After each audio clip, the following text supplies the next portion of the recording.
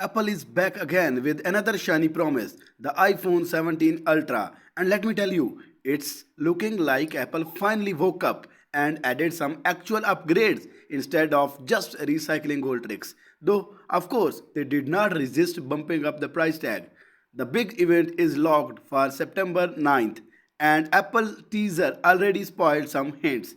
The flashy heat map style Apple logo basically screams vapor chamber cooling, meaning Apple finally admits their phones run hot and is throwing in new copper cooling to keep things smoother, which should also help the A19 Pro cheapest flex even harder.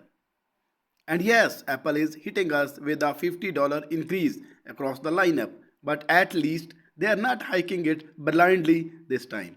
When it comes to cameras, Apple is actually giving us something to talk about.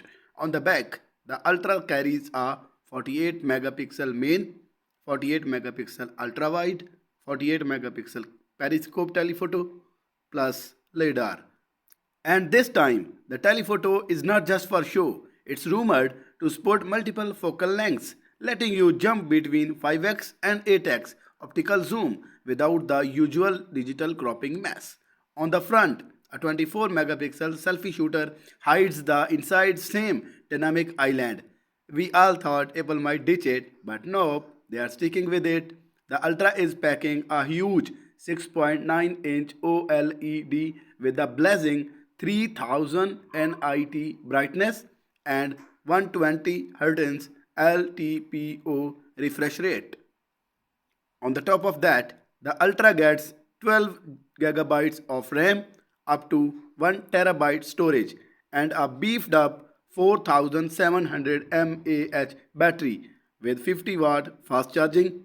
Finally, something that does not feel like it's stuck in 2018. And yes, it still ships with iOS 26, loaded with new designs and features, though let's be honest, most of that will come to the older iPhones too.